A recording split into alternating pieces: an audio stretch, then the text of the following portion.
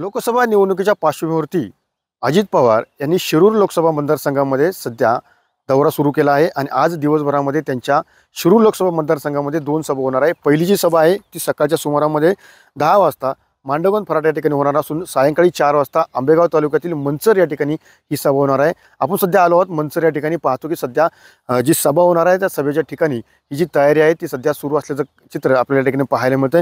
एकंदरीत गेल्या 15 दिवसापूर्वी शरद पवार यांनी याच मंचर ठिकाणी सभा घेऊन दिलीप वळसे पाटील आणि अजित पवार यांच्यावरती टीका केली होती आणि त्यालाच प्रत्युत्तर म्हणून आजच्या सभेकडे खरं तर पाहिलं जातं।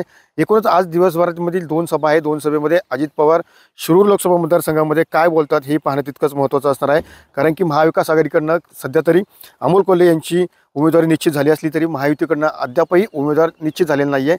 त्यामुळे या सभेकडेही सर्वांचं लक्ष लागलेलं आहे।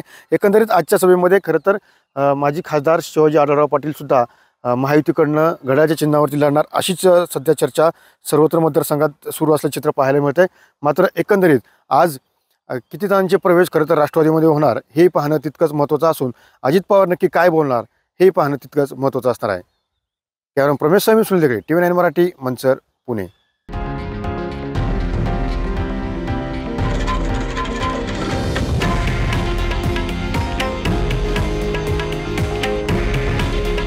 हे आहे देशातील नंबर 1 न्यूज नेटवर्क आणि आपण पाहत आहात TV9 मराठी। काळजी तुमची, हित महाराष्ट्राचं।